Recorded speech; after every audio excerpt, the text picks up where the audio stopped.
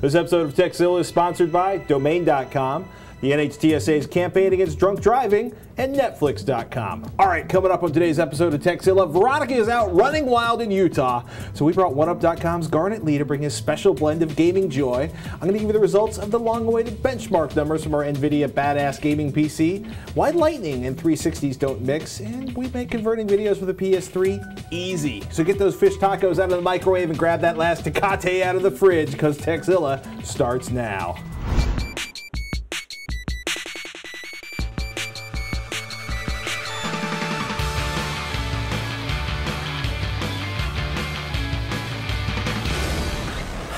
Welcome to Techzilla. I'm Patrick Norton. I'm Garnett Lee. We've got an epic show lined up for you today. Of course you do. I'm here with my blend. Your blend? What the heck is my blend? Well, it was that or something else that Mike, you remember the thing that I said with the thing and your wife threw you out in the hotel? Oh, yeah, right, about the scrod for dinner. Yeah.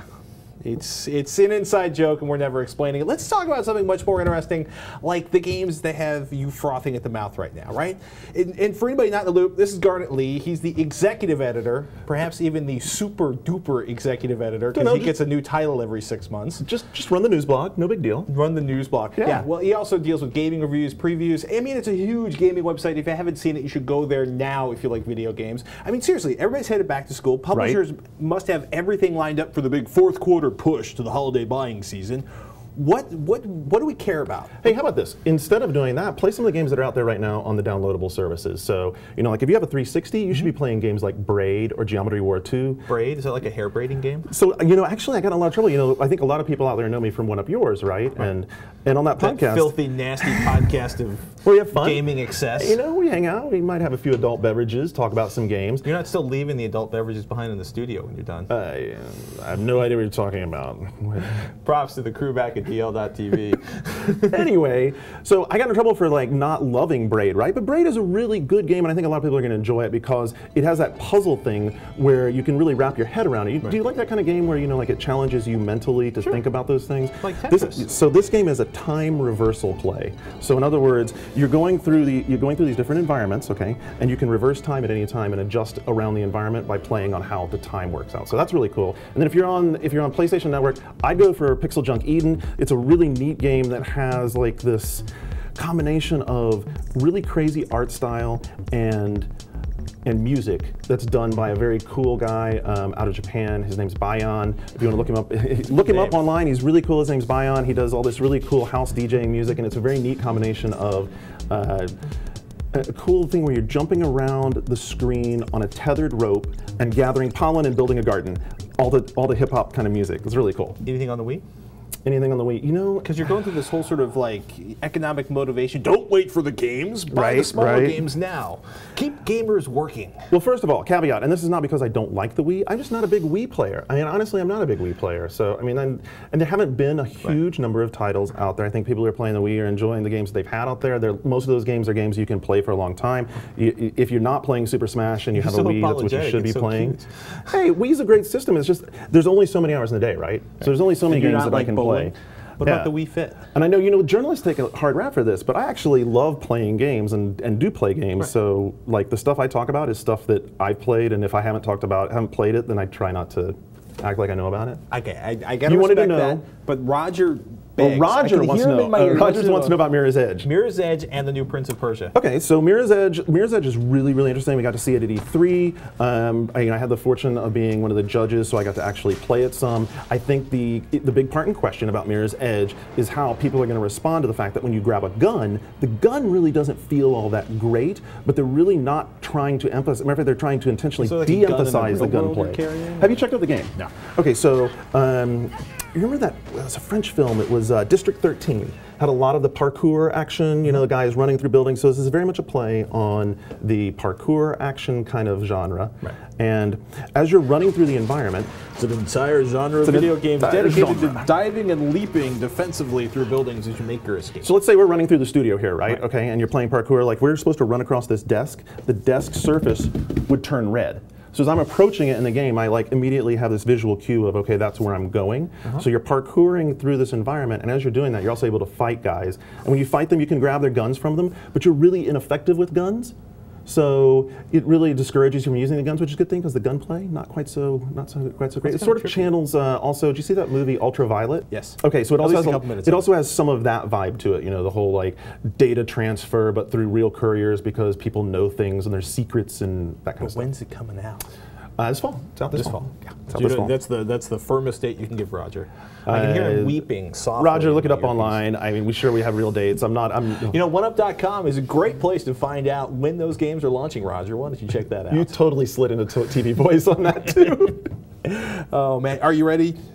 Tech questions? Tech questions. Are you kidding me? How can you sit behind this massive PC and not feel ready for tech questions? It's going away, actually. I know. It's going to my house. Actually, you're not the winner. The hell I'm not. Yeah, well, I'm taking it with me. Roger will tell you anything to get you to co-host the show. Well, let's fire up the first question. All right. Elliot? Absolutely. So first question comes from Elliot out in Glendale, who wrote in response to the ePC review we did last week. Hey, I have an E900-120G. That's the Linux with the Atom processor. He's constantly getting about 5 hours of battery life. That's epic. Is that epic? That's epic. That's pretty good. Note, though, that this is after he dumped the default Xandros OS for Ubuntu, which, of course, being big Linux fans, everyone's happy with that, right? Without power management, Wi-Fi on, screen brightness up, and CPU at standard clock. He's getting really great mileage out of this thing. That's actually pretty incredible. So the old one was like 2.5 hours. So how do you get it up to 5? Just by changing the OS? So you could probably squeeze out a little more time with the default OS since it lets you underclock the CPU. But 5 hours was good enough for me, and a far cry from getting the 45 minutes I was getting on my old Sony Vaio. Yeah, well, let's not even talk about Sony Vaio. Well, his battery was, after a year to 2 years, you've probably worn out the lithium-ion battery in a notebook, especially if you like charge it, decharge it every day, because you wear them out. It's like an old Chevy. It needs to be rebuilt. But looking at the stuff he's got spec'd, he's got brightness turned up. Yeah. He's got clock at full speed. That fascinates me. That it really fascinates me because usually the processor is a small subset of the total power consumption of the notebook. Usually the screen and more specifically the backlight tend to chew up the most power. Absolutely. I mean, I thought it was excellent. It's a little surprising because, in the 900 review last week, I basically said it didn't have the Atom processor, and Asus was claiming up to 8 hours of battery life from the Atom-powered 901s like Elliot has. So I think 5 hours is actually pretty good, and probably if you're buying a new ultra-portable, it probably makes one of the Atom-based models worth spending the cash for. Except, wait, you got a caveat. Because it might not all be the Atom processor, because rumor has it that the 901 sport a much bigger battery, like many more milliamps. But I gotta say, 5 hours, very, very workable compared to like 2.5 hours. And the original, the first generation ones, the ones that came out last fall, if you had Wi-Fi on all the time, was an hour and a half. Absolutely. I mean, that's what it's all about, is how much battery life you get. Look at the complaints around the iPhone 3Gs. I mean, it's the biggest drawback right now is battery life. Oh, yeah. If you can't turn it on, it doesn't matter what it's got inside. Yeah, well, except in San Francisco where the biggest whine is because there's so many 3G devices in San Francisco. Like 3G at the tower, it gets divided across all of the users that are logged in, so the bandwidth is just super slow. You don't have to tell me about it. That's right. Is there an iPhone in the house? No, I'm not. No, my phone's been knocked on video shows already. I'm rocking the Nokia. I rock the Nokias. I love the Nokias. I love my Nokias. I like that thought. See, we finally found a Nokia user. Hey, we want to take a moment now for an important message from the National Highway Traffic and Safety Administration. They want to remind you of the dangers of driving while under the influence of alcohol. In 2006, 13,470 people were killed in alcohol-impaired driving crashes. We're talking about 32% of the total motor vehicle traffic fatalities in the United States involved being drunk. But it's not just automobile drivers that need to be aware. Alcohol also accounts for a significant number of motorcycle rider fatalities. And guess what? It's not the kids. We're talking age groups 30 to 39 and 40 to 49 are those with the highest rates of alcohol involvement for motorcycle riders killed in fatal crashes. As in, I'm cool, it's Friday, I'm taking my bar hopper to the bar, and guess what? You run into a truck and you're dead. So if you're planning to drink alcohol with a friend, do us a favor, designate a sober driver before you're going out, give that person your keys. And remember, violators, you know what? Beyond death, dismemberment, killing the nice kid from down the street, we're talking jail time, the loss of your driver's license, higher insurance rates, dozens of unanticipated expenses from attorney fees, other fines, court costs, towing and repairs, lost time at work, and you know what? It means you're a jerk. So do us a favor, stay safe, don't drink and drive. Welcome to this week's freebie download pick, a free program that we find useful, fun, or incredibly interesting. This week's pick, Wiki Taxi. Wikipedia is great, from the periodic table of elements to who played the character Norm in the TV show Cheers. If you want to know something, more often than not, somebody's thrown up their version of it on Wikipedia. But there's a catch. If you want to search for something, you need to be online. And if you're constantly on the go, getting online to check something in Wikipedia, even through Wi-Fi or an EVDO connection, can be a pain. What if you can carry Wikipedia with you everywhere you go? Thanks to Wiki Taxi, you can. This amazingly simple and straightforward application allows Windows users to access and search a copy of Wikipedia downloaded to the hard drive. Just follow the on-screen instructions for downloading a Wikipedia database and import it right into Wiki Taxi.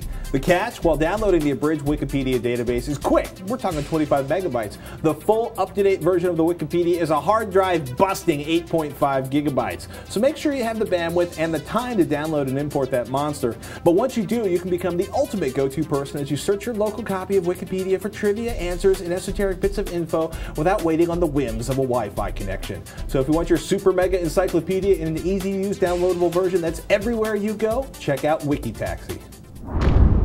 We're back. Garnett, is your tongue okay? It's fine, but do you suppose that if you're using Wiki Taxi, you have to still listen to strange conversations from the front seat? Probably. One can only imagine. You can only imagine. Hey, we got some emails still to go through, don't we? I like that thought. All right, so next one comes from Patrick out in Kansas. He writes to us. He said, is connecting a laptop to the internet with a 3G card risky? I've heard of studies where a PC was connected directly to the internet and infested within 15 minutes. So there you go. I know that virus scanners will help, but after seeing some friends still getting, you think that's funny? It's not funny if you get your PC infected.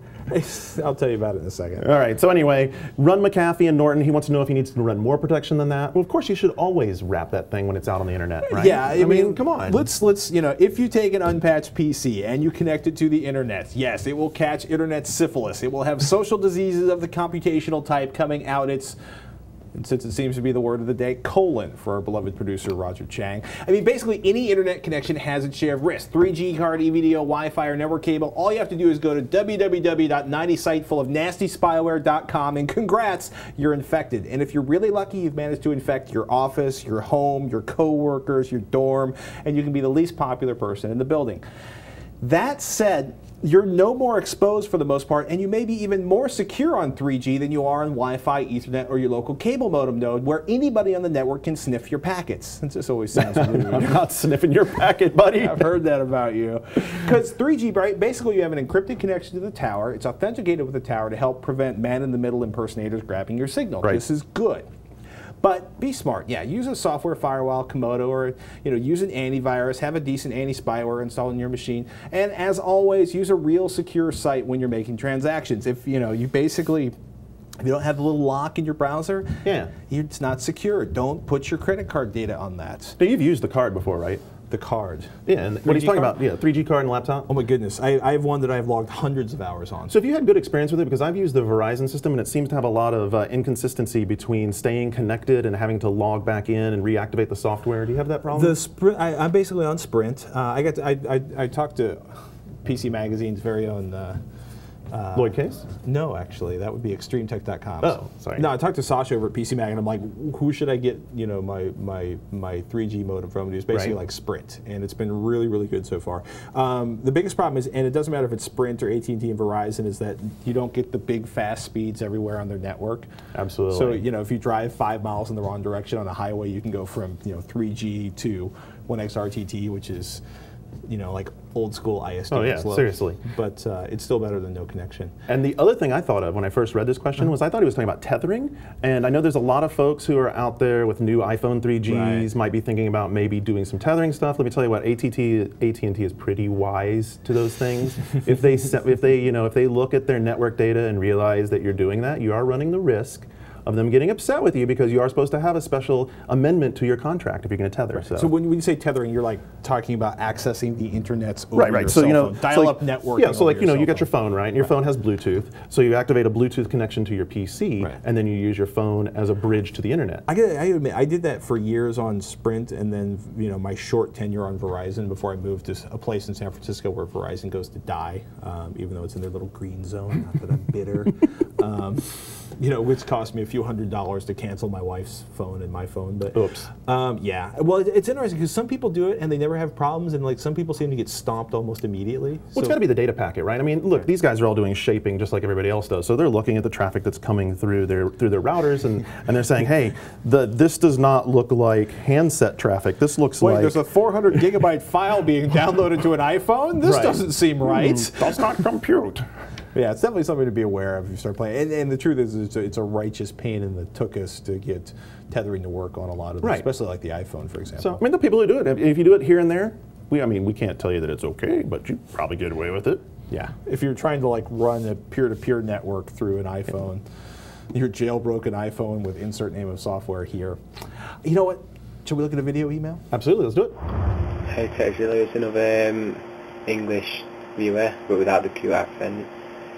So I've got a PlayStation 3 and I've got quite a few videos on my computer, but the problem is half of them aren't the right format to put on to the PlayStation 3. So I was wondering if you have any video converters that were free, so I could put them onto my PlayStation 3. Anyway, see you later. All right, so Lincoln wants a good free way to convert his videos into something his PS3 can actually use. Right.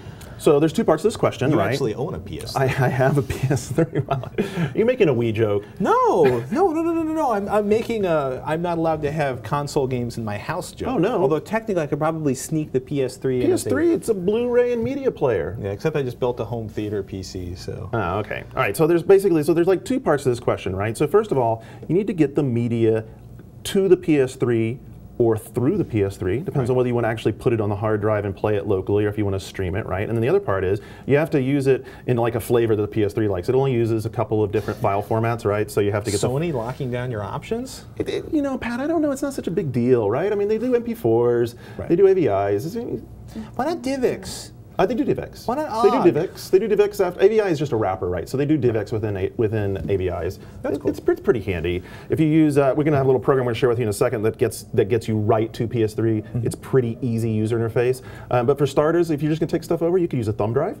You could burn a disk and then drop that in there. You could use any sort of media that you can plug in. So you could also I've seen people put stuff on their PSP and plug their PSP through a USB connector. Is it just easier to drag it over on a thumb drive than it is to set up a server and share the data? No, not at all. See, that's the other part. Is PS3 after firmware 1.8 is a DLNA device, and I didn't know what DLNA. I was like, DLNA, all right, yeah, okay. What's that? Well, Raj looked it up for us. That's the Digital Living Network Alliance, and it's a set of standards that allows the media to be streamed through the network over to the PS3, and it uses UPnP. So if you're going to set this thing up, of course, you got your Windows box, you fire it up. Exactly. Media Player 11. You're going to go into Media Player 11. You're going to look at media sharing. You'll see the PS3. It's not just for Xbox anymore. Well, right. But I mean, of course, the PS3 will show up as a unidentified or unknown device, whatever, right? Filthy, nasty, non-Xbox device. Whatever it is. It'll say undefined or something like that. Yeah, that's your PS3. But of course, it doesn't. Microsoft doesn't recognize the PS3.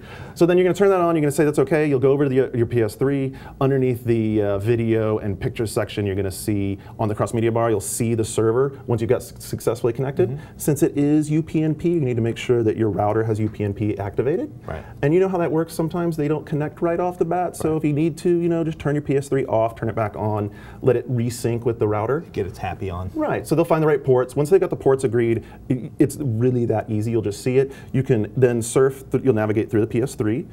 Again, through that media bar. And once you're there on the media, you can just pull it over. You can either stream it, or you know what I do? I just copy it over. Copy it into your. It's the hard drive on a PS3 now. Which one do you buy? Remember? The beauty of the PS3 is that you just go buy a new hard drive and drop it in there. So I mean, if you buy a 60 or an 80 or 120, you've got plenty of space, and you're not going to leave the file there. Okay, well that's a good point. You're like, just load it onto the machine. And just load it on the machine, man. It's easy. Why not? Because once you've got once the network is all figured out, right, then you can be able to transfer back and forth whenever you want to. So basically, just delete it when you're done. Yeah, just delete it whenever you're done. What about the file conversion? File conversion, I think the best way to go is software called PS3 Video 9 software. And these guys, when you go over to their website, they work from donation. So if you really like it, you're having good luck with it, then send them a donation. There's great FAQ in the forums. I'll tell you the one that was the most beneficial hint that I got from them, which is use a small clip as your learning board, right? And get down. I mean, if you've done transcoding. Oh yeah, there's you laugh, right? But you're like, oh, I downloaded this video. It's 92 gigabytes. So I'm just going to transcode it, and it doesn't work. If you do like a 2 megabyte sample of that video, then you can find that it doesn't work in like 2 minutes instead of 2 days. So start off with that. Yeah, and you're going to want to learn how to tweak your settings, right? Because there'll be, there's different quality settings. Start off with the default, make sure you have it working, and then you're going to be able to go on from there. If you're on OS 10, you can use Handbrake. That's really good. And if you want to take advantage of the DLNA, if you're using Mac or Linux, there's this program called MediaToom. MediaToom. Yeah, MediaToom's pretty good at shared license or your stuff. media goes to die. Yeah, and it's shared license. So all this stuff is free stuff. Oh, MediaTube. Toom, T-O-M-B. It is T-O-M-B. Yeah, Media T-O-M-B. So it's not where your media goes to die. It's just unfortunately. it's where you, I don't know. It's where you bury your media. But it works on Linux. Works great. Works on Linux, and it works on Mac OS 10, of course. And inside their settings, configuration settings, documentation there on the website, it shows you the specific calls you need to put in to make it work on PS3. I think you should be able to get your PS3 floating video throughout your house quite happily at this point. Works great. Yay. So now, if you want to be a part of the exclusive crew that gets to have their mug on the show asking us questions, that's right here. Send us a video. All you need to do is record yourself in front of a camera asking a question no longer than 15 seconds, then upload them to YouTube and email us the link with video question in the subject and no attachments. Let's take a moment now to thank one of our sponsors, Domain.com. This episode of Tekzilla is brought to you by Domain.com. Start with a domain name and build your web presence up at Domain.com. Domain.com offers affordable domain names, web hosting, and advanced VPS hosting. The competition has teaser deals that often require you to bundle in more expensive services. At Domain.com, you can register your domain name for just $6.71, no gimmicks, no strings attached. Whether you're looking to start up a blog or a new business, Domain.com's hosting plans are going to get you up and running. And if you type in the coupon code TEK1, that's TEK1, you're going to score a fat 25% off on all Domain.com hosting plans. Do us a favor, support us, keep Tekzilla on the air by supporting our sponsors, like the folks at Domain.com. Looks like it's time for another website we just can't get enough of, a website that we can't stay away from because it's too useful, too funny, or just too darn irresistible. Today's pick, Ikea Hacker. Yeah, Ikea's products are known around the world for being simple, functional, and affordable. But thanks to Ikea Hacker, you can take all those popular products a step further. It archives user-submitted projects that show you how to repurpose and MacGyver plenty of Ikea's popular products in a variety of different ways. For example, the TV unit that was converted into a terrarium, or the photography light tent made from a trash can. Some are simple, like the colander that was converted into a lampshade, and some are a bit more involved, like the guy who made a guitar out of a dining table. But the sky is the limit here, people. Laptop stands can be fashioned out of anything from footstools to bookshelves. There are a ton of ideas here to inspire you, so next time you find yourself wandering around Ikea, you may not see shelves, you may see a cat bench, or a great way to prop up that spare tire for your car, or maybe, well, you'll get the idea.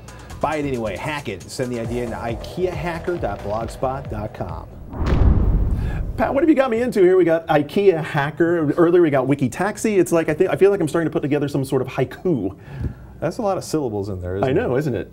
How about gaming PC? How about gaming PC? You guys built this monster. It's awesome. I totally love it. You got the NVIDIA card in there. You've got the dual core 3 GHz processor. You got a RAID array for the hard drive setup. I mean, what did you not do?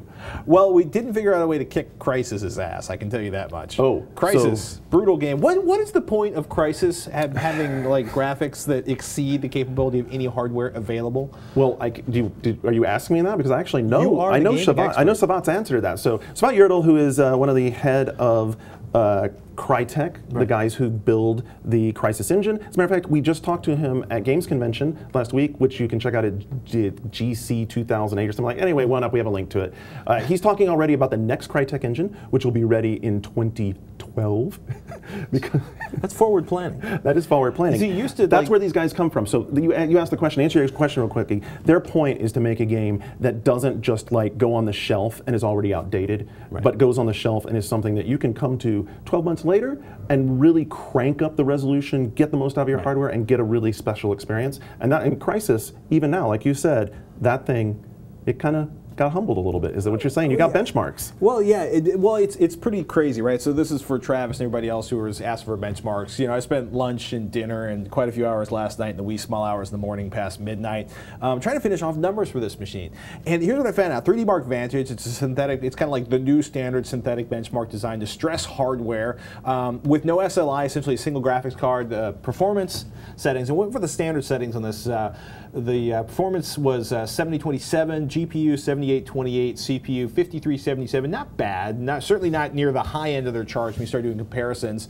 SLI with both cards running, performance goes up to 9607 in performance mode. GPU 12846. So SLI cards huge. Basically, it does 3D better with 2 cards. It does more. I'm going to start typing the forum post right now. You guys don't know how to build computers. What is with you tards? Well, you know what? If you have suggestions, please feel free to send them in, because I actually thought we're doing pretty good. In extreme mode, 6288 overall, GPU 6337, CPU 5472.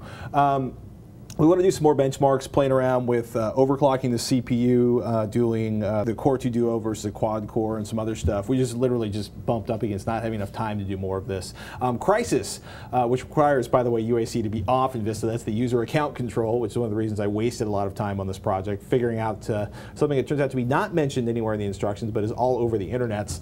We ran it from the stock GPU, CPU benchmark batch files, right? So there's different tests to stress your GPU versus your CPU. For anybody out there who's not up with the whole Crysis benchmarking lifestyle, you configure the graphics, the resolution, all that stuff in the game, then shut it down, then you double click on the batch file on the desktop. Now, if you let Crysis choose optimal settings for Crysis for our machine, brace yourselves. It goes high for all the eye candy, 4x anti-aliasing at 1024 by 768, which will give you incredibly high frame rates, but seems a little weak on a 1900 by 1200 monitor.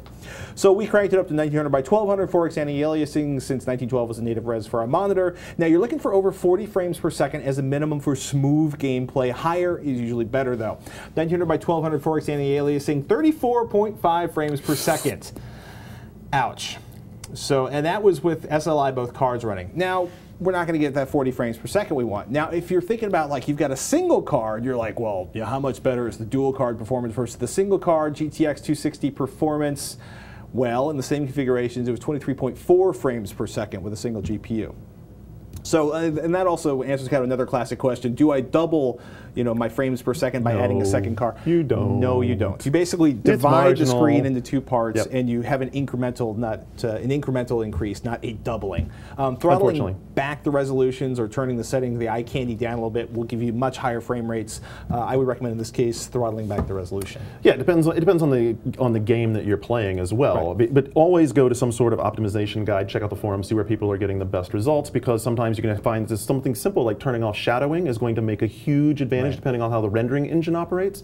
But always reducing the resolution, because it's simple multiplication, reduces the amount of stuff that has to go to the screen. Fewer pixels. Fewer pixels towards the screen. It's simple stuff. You know what most impresses me about this machine is during a little break that we had here, we were checking out Crysis on this thing, and it's quiet. I really love that it's quiet. This is what I want out of a machine. I need to build a new machine right now myself. And while I don't want that honking thing in my house, I love how quiet it is. Isn't that big? Yeah, I know. I live in San Francisco. I love that it's quiet. I think quiet is great. And you didn't go water cooled, which I'm impressed you didn't go water cooled. Yeah, it's amazing what you can get with a good fan. Yeah, you guys have done great. We'll show you some of the fan options. So, it's amazing what you can get with a good fan. Joking about not being able to build a good machine or aside, that's a nice box. And it's a nice case, dude. Shame you couldn't build anything good inside of it. I hear you, Garnett. Dog, you weasel. Cruel taskmaster. You know what? We'll get some more. Let us know what you think of the benchmarks. Let us know what you would do to improve the machine. Again, we're going to run some quad core versus dual core and some memory benchmarks before we ship this puppy out. If there's anything else you want to see us benchmark, email us quickly, like Saturday when this comes out, and I will do my best to get it benchmarked, but within the context of Crysis and the 3D marks. You're going to get him a keyboard too, right? Don't even go there. Don't even go there. Let's take a moment to thank another one of our sponsors, Netflix, bringing us the Netflix sponsored movie pick of the week. This week's pick, I sense Seraphina at work here. It's War Games, starring Matthew Broderick and Ali Sheedy. War Games is another 80s hacker classic, telling the story of a young hacker named David who gains access to an Air Force supercomputer and thinking it was a video game. Well, therein lies the magic. We're not going to tell you what happens. You should watch it.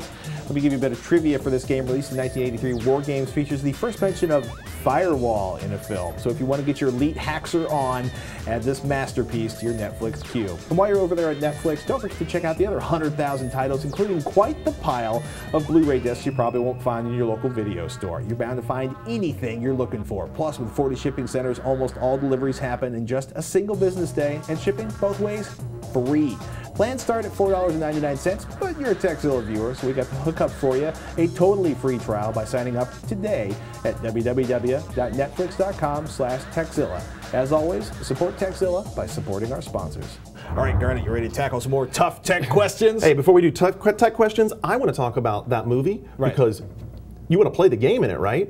Whopper's game? The Whopper game is awesome. Global Nuclear Warfare? Let's play Global Thermal Nuclear War. You can do that. It's called DEFCON. Introversion has it, introversionsoftware.co.uk, or you can get it off of Steam, Steam-powered. Of course, if you have Steam, you know how to get stuff off Steam. Dude, it's a blast. Everyone's going to say, oh yeah, we already played it, but in case you haven't played it, it is the game. It's awesome. It's so fun. It's a hoot, and there's a really Linux cool version. Yeah, it's a Linux version. It's a blast. Basically, the game's really simple. You lay out your defenses, and you get ready to have war, and it goes through the DEFCON stages. 5, 4, 3, 2, 1, and then when you hit DEFCON, boom, everybody, oh, it's blast. The best it's part awesome. of DEFCON is actually the little tag for it. Everybody dies. Everybody does die. It's just a matter of seeing if you can who dies the less. least. Yeah, it's really fun to watch the little lines arcing. Anyway, what do we got next? Our next email comes to us from Maurice. He writes in, I got a Dell XPS 420 with 4 gigabytes of RAM, a Q6600 processor, 1 optical drive, and 3 hard drives. Youch! It only has a 375 watt power supply. I'm actually surprised it actually boots, Maurice. I would love to upgrade the graphics card to an ATI 4850 to do a little gaming. Does my machine have enough juice to handle it? Will removing some of the hard drives help? If not, is the power supply a standard one that I can switch out? That's a great question. They said with Dell, right? Yeah. Well, pretty much these days, it depends on the form factor of your machine. If your power supply... But that's an older one, right? So I mean, the older ones oftentimes had proprietary connectors on them and fastening spots. So I would say get inside there and look and see what kind of connectors you have and see if it looks like anything that you see like just on Newegg or right. ZipZoom Fly. If it looks like something like that, then you're probably okay. I mean, power supply, if you're going to go down the upgrade path, you're going to have to get a beefy power supply. Yeah, I mean, for the most part, in the last few years, Dell's been pretty good about it, except for the little super compact machines. If you have a regular mid-tower or full-size tower, it should be a standard power supply, and you can basically look at it and measure it, and if it'll be pretty obvious. So the question is, how far do you want to go then? Because you need a lot of power for video cards these days. At the bare minimum, I would go 500 watts. I think you're too low. Yeah. For a gaming machine, I think you're too low. For a gaming machine, I think 500 watts is too low. I would immediately get up into like bare minimum. Yeah, I'd get up in the 750 range. Yeah, definitely. 750 should have more than enough power for anything he's going to do, and his probably next upgrade of right. his I mean, CPU that's the idea. and his graphics card. And don't go cheap on power supply. I can't tell you how important it is to get a good power supply. Get a good power supply. First of all, when you take it out of the box, it should be heavy. If it's not heavy, it's junk. Send it back. Seriously, I mean, that's the quick test right off the bat, right? No, power supply, a lot of weird errors that you can't really figure out on your machine can be traced to bad power supplies. Absolutely. Now, one of the things you also want to do is basically figure out the amount of power it's going to be. Because there's kind of like 2 ways to do this. Either manually go through and calculate the power consumption for all your devices. The Extreme Power Supply Calculator, extreme.outervision.com, is a great way to do it automatically. You pick your components and it gives you an estimate of your wattage draw, or you throw the biggest power supply that you can afford at it, which is probably not the thriftiest way of doing it, but gives you the big fat overhead. If you have multiple GPUs, you're going to shell out $2 for the Pro version of that tool, but it actually allows you to calculate additional video cards and amp loadings on power rails, which can be non-trivial if you're talking about going to dual cards. You aren't Maurice, so that's something you don't have to worry about. Yeah, and the wattage draw can spike. Like when your hard drives start up, it's really funny. If you want to do something really bad for your computer and you don't care about the data on a hard drive, like keep loading hard drives into it until it will no longer boot. Right. And then take one of the hard drives out, boot the rest of the machines, then plug the hard drive in. And what you learn there, if you don't destroy all the hard drives, which you may not care about, is hard drives spin up and they consume more power when they spin up. So how electrical techy are we going to get here? I mean, we're just talking about wattage now. We haven't even touched on amps. Oh boy. So because therein lies why you want to get the good power supply, so that when you hit that spike, it doesn't sag. Right. So don't hear the power. Yeah, the circuit's winding inside. Yeah, it's important. It really is important. Give yourself some overhead, like around 25%. So yeah, and it's like a 500 watt power supply. Never actually put out 500 watts. Just basically spend the money on a decent power supply. PC power and cooling. Are we cool with Antec these days? I'm trying to remember. I own like 3 of them. Antec's fine. Entermax is a good one. I mean, I think price for value, Entermax makes. I can also sense that somebody's going to email us with reviews telling us that Entermax and Antec, and it's interesting. Not enough places really do comprehensive power supply reviews, which is a real bummer. So anybody has You know, actually, I should say that the crew at Hard OCP, actually, Kyle's crew over there does a pretty good job. Awesome work. The man, I want to go there right now. The right answer for your we have a question, show though, to do. if you go for a high-end gaming card, especially the newer ones that require multiple power tails, you're definitely going to want to upgrade your power supply. And like Garnett said, if you're going for if you plan on keeping upgrading this machine, you know, it's a motherboard and a CPU here, the graphics card there. Go huge, big up room. Yeah, I mean, you've got one of those big machines over there, a gaming machine over in your test area. I mean, what'd you put in this thing? You put a gigawatt thing in this, right? No, actually, I think it's only 700 watts. You put a 700 watt power supply in there. And it runs fine, it runs smoothly. Boom, with a quality supplier. Oh, it is a 1K. Ah, see? See?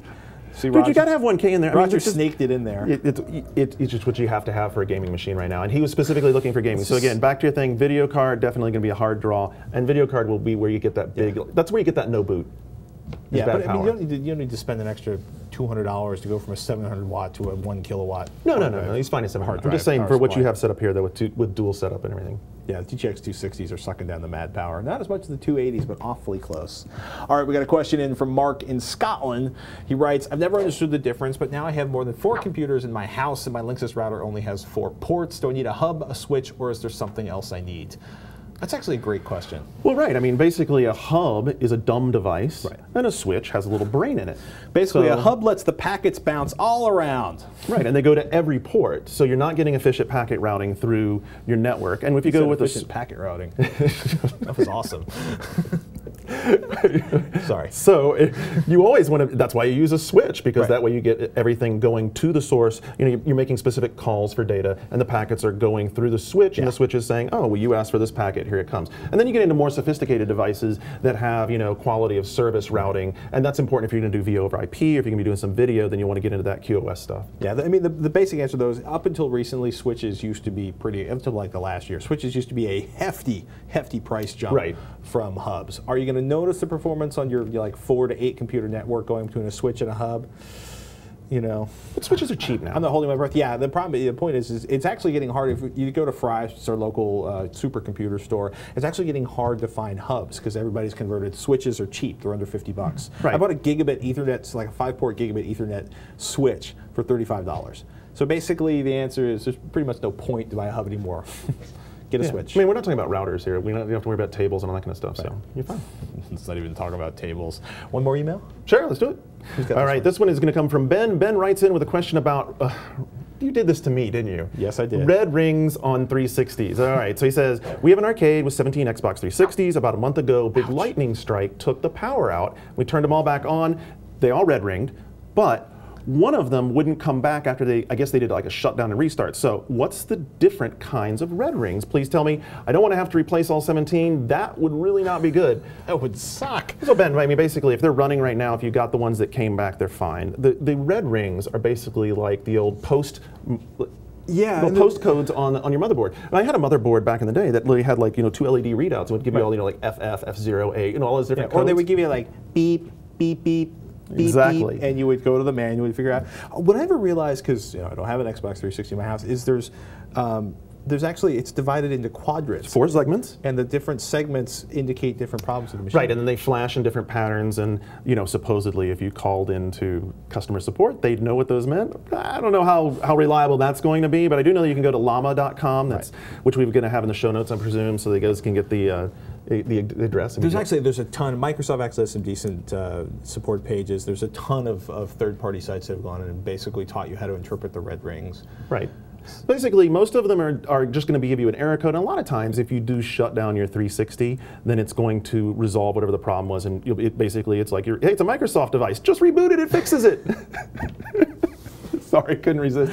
But that does a lot of times. The only time you have really trouble if you have 3 fixed red rings. That's when you're done. Yeah. So you're dead and you're buying new machines. And, well, no, you're just sending it back in or whatever. You know, arguing with them on the telephone. Didn't the warranty run out on the red rings? You know, Microsoft customer service is pretty friendly. From what we've heard, experiences vary. Some people don't have as good a luck on the phones as others. But if you are persistent and calm and you know, approach it, you know, in an adult manner, especially if you have like 17 of them, you think they'd hook you up. You probably get good satisfaction from Microsoft. I mean, we can bat them around for other reasons, but their customer service has been okay. Yeah. Well, what did they write off, like $1 billion in red ring Xbox 360s?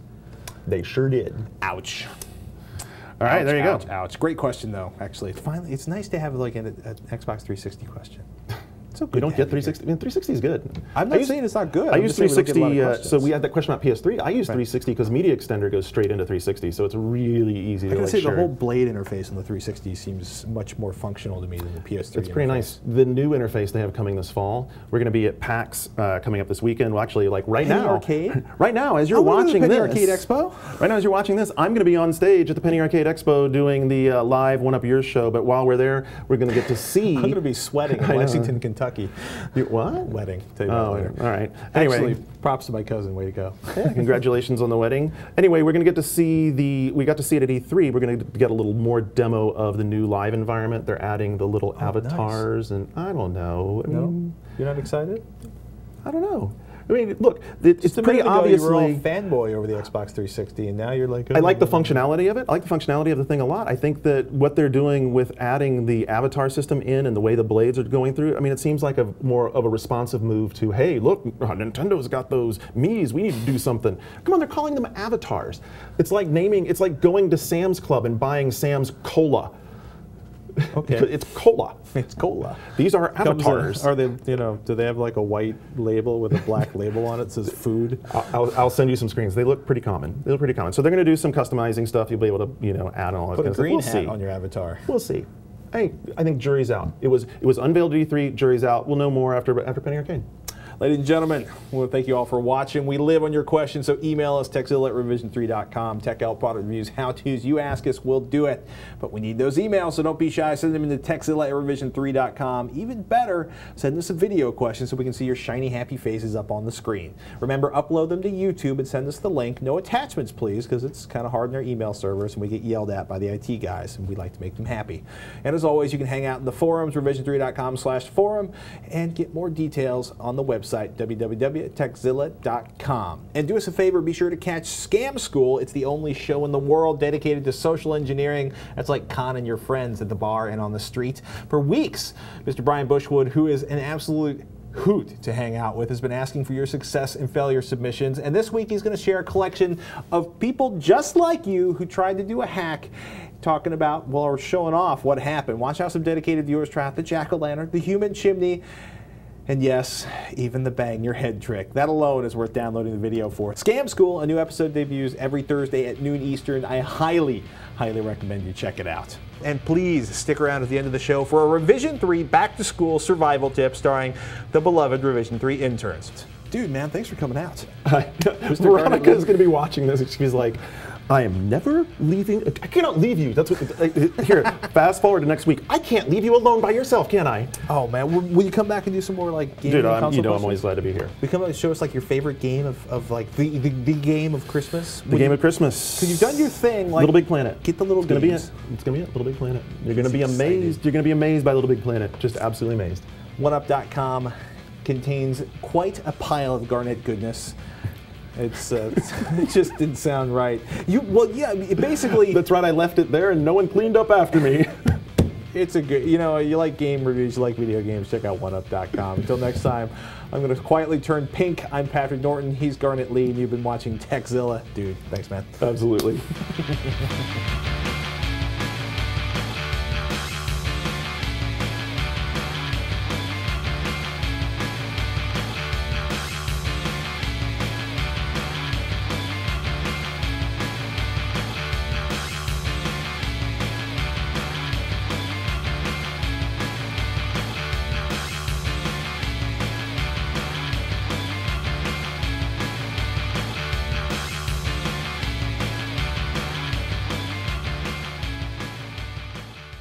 Downloading the abridged Wikipedia database, 3, 2, the catch. While downloading the abridged Wikipedia database, that's exactly what I was thinking. The full up-to-date version of Wikipedia is a colon-expanding 8.5 gigabytes. I don't. Just buy it anyway, then hack it, and then send the idea into idea. Yeah, I couldn't keep a straight face. That was so good, too. You had it. Don't think of it as a colander. Think of it as a way to wash your cat. It's a cat muff. For cats.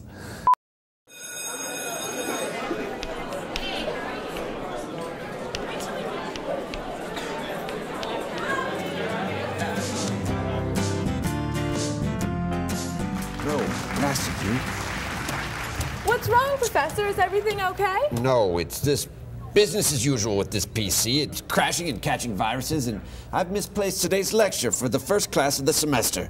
Well, you know, Professor, you should get a MacBook. Then none of this would be a problem. And why is that? Well, MacBooks have Leopard, the most advanced operating system. I fail to see your point. How's a jungle cat going to help me keep track of these blasted lectures? No, Leopard is the Mac's operating system. It's the best at helping keep track of stuff like that. It's super efficient and easy to use. Well, that all sounds well and good, but what about the people that can't afford to buy new computers every time a new upgraded operating system comes around the corner? Actually, Professor, Apple's upgrades are free, so your computer gets better with age. I like that. It sounds kind of like me. No wonder I've seen so many students carrying these MacBooks around campus. That's probably because MacBooks are the #1 notebook on college campuses, especially with the added student academic discount benefit. This one was just $999. Oh, well, I paid a lot more for this one here. My, look at the time. Class is just about to begin. You know, I'd like to thank you for enlightening me today, and I plan on returning the favor by delivering a stunning lecture on James Joyce just for you, if I could ever find these blasted files. Good luck, Professor. Maybe I could find the hard copies. Oh, Lord! Oh, yeah. I forgot to mention, MacBooks also come with a magnetic power cord. Well, I'll keep that in mind. Please take your seat. Hi, I'm Maddie Goldman. This was my Revision 3 Back to School Intern Survival Guide, brought to you by Jawbone. It comes in a variety of colors. Here's my gold one. It's lightweight, and best of all, it helps me keep my hands free while I talk to fend off creepy professors.